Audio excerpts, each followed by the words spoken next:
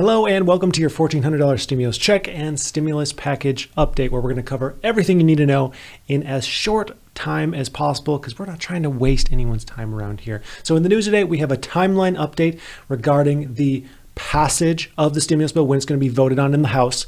We have some interesting voter polls regarding the stimulus and just how well liked it is in the country. And certain states are actually giving their residents additional stimulus checks, hundreds of dollars each. And we're going to talk about that all. So let's just go ahead and jump right in.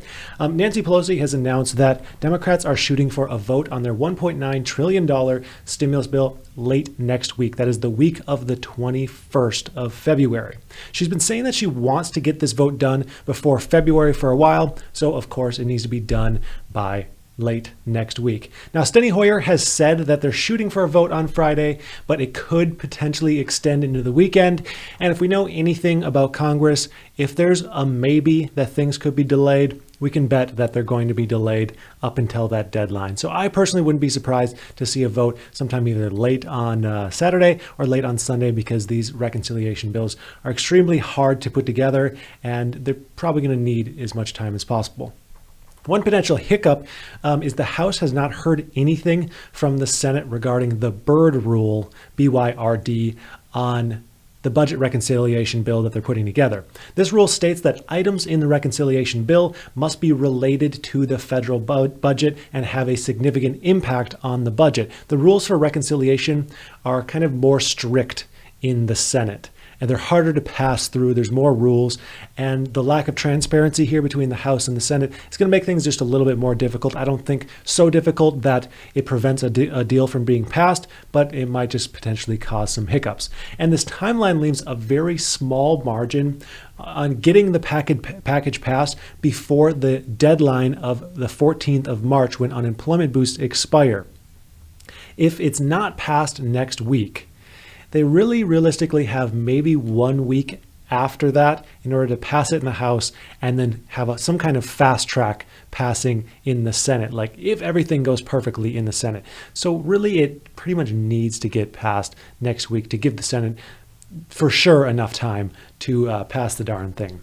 Also, a study came out that shows that 53% of Republican voters like Biden's $1.9 trillion stimulus plan, the entire stimulus plan, and 73% of all voters, all Americans, support the next stimulus bill. But 53% of Republican voters, 64% of those Republican voters support the $1,400 stimulus checks, and actually 37% support an even larger stimulus package than the $1.9 trillion bill. So it's always interesting to me when voters of one party support programs of another party.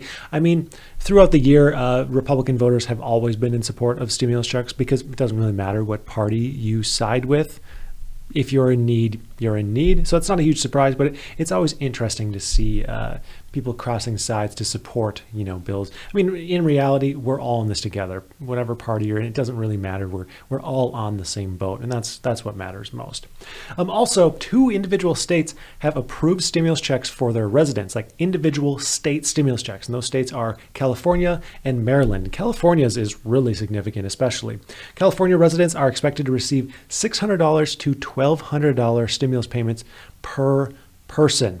The $600 payments will go to those who qualified for the Earned Income Tax Credit in 2019, and then an additional $600 payment will go to anyone who earned less than $75,000 in 2019. So if your income is, I don't know the exact threshold for the Earned Income Tax Credit, but if you qualify for that tax credit, you'll get the full $1,200. If you don't qualify, but your income's under $75,000, you'll get $600 payments.